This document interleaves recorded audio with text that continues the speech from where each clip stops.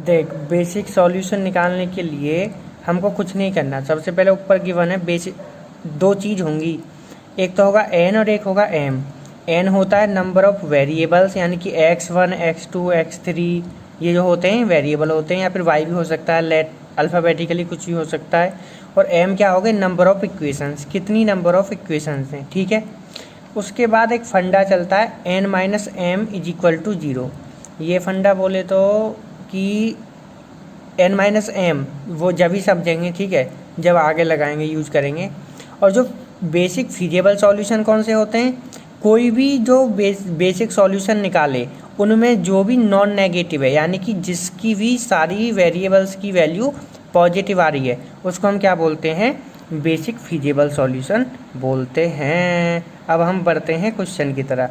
हमारे पास इक्वेशन है x1 2x2 plus x3 is equal to 4, नीचे है 2x1 x2 5x3 is equal to 5। ये हमारे पास दो इक्वेशन है।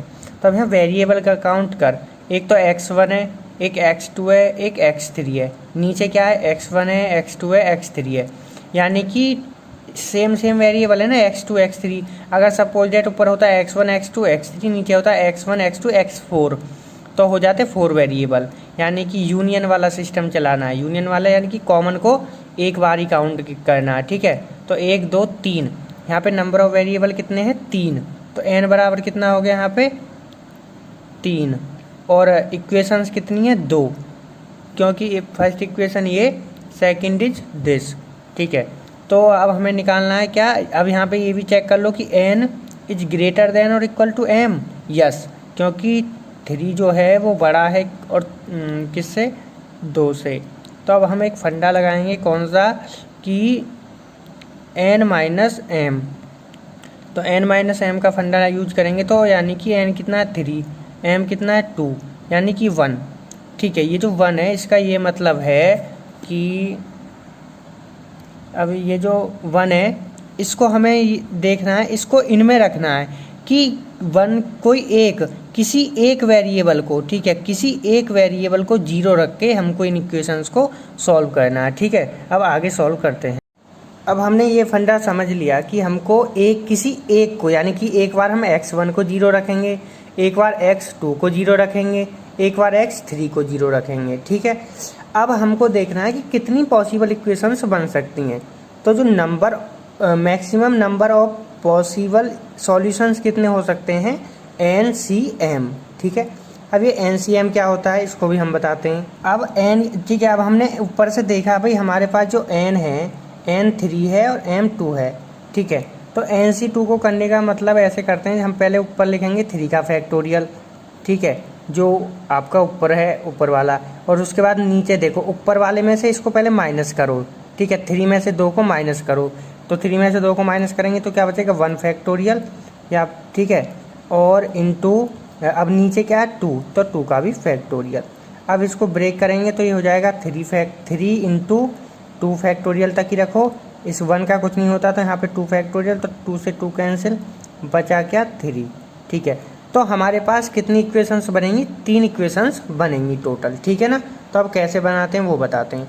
पहला केस हमने लिया भाई कि x1 हमने क्या मानी, 0 मानी। जब हमने x1 0 मानी तो x1 ऊपर देखो इक्वेशन में x1 को 0 मान लिया है, तो हमारे पास बचा 2x2 plus x3 equal to 4, और ये तो हमने यहाँ पे ऐसे लिख दिया। अब इनको सॉल्व करो, इनको सॉल्व करने के लिए क्या करें, यहाँ पे 2x2 है तो यहाँ पे भी 2x2 बना लो, यानी कि इस इक्वेशन में मल्टीप्लाई कर लो 2 से। तो फिर कैसे बन जाएंगी इक्वेशन, ऊपर वाली को लिख लो पहले तो एक बार, 2x2 plus x3 is equal to 4, और नीचे वाली हो जाएगी फिर 2x2 plus 10x3 is equal to 10, ठीक है। अब इनको सॉल्व करेंगे, जब इनको हम सॉल्व करेंगे तो हमारे पास जो वैल्यू आएगी x2 की आएगी आपका 5/3, और x3 की आएगी 2/3। अब यहाँ पे देखो x2 की आ गई, x3 की आ गई, x1 की क्या है 0, तो हमारी वैल्यू क्या आई 0, 5/3, 2/3, ये हमारे पास आ गई बेसिक सॉल्यूशन की इक्वेशंस आ गई, ठीक है। पहले का हमने निकाला, अब इसी तरीके से इसको देखते हैं। तो इसमें क्या है, जो हमारे पास हमने x2 को 0 रखा, जब x2 को 0 रखा डियर, तो यहाँ पे देखो ये जो हमारे पास इक्वेशंस हैं इनमें हमने x2 को 0 रखा, तो हमारे पास ये और ये इनको लेके हमने बना देना है। तो ये बना।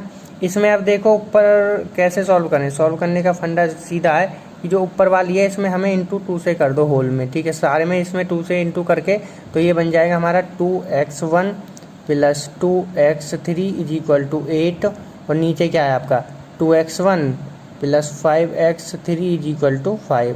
अब इसको माइनस कर दो, मैं एक करा के बता देता हूँ। ये घटा, यहाँ पे क्या बचेगा, कितना बचेगा माइनस का 3x3 इज इक्वल टू, इधर क्या बचेगा प्लस का 3, तो x3 कितना हो जाएगा यहाँ पे माइनस का 1, ठीक है। जब x3 जो -1 है उसको हम इसमें रखेंगे या किसी भी इक्वेशन में रखेंगे, तो जो तुम्हारा वैल्यू किसका x1 का आ जाएगा 5, ठीक है।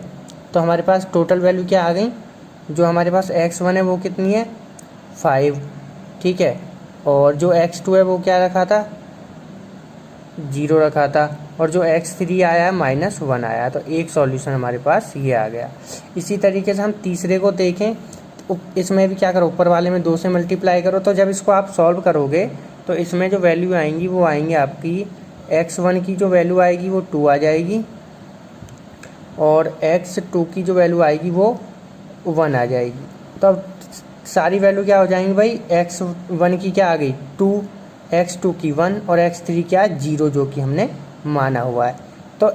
तो फिर अब हम क्या है कि ये जो सॉल्यूशंस आए हैं ना हमारे, हेलो गाइज, तो अब ये जो आए हैं ना हमारे तीनों 1 2 3, ये हैं हमारे बेसिक सॉल्यूशन।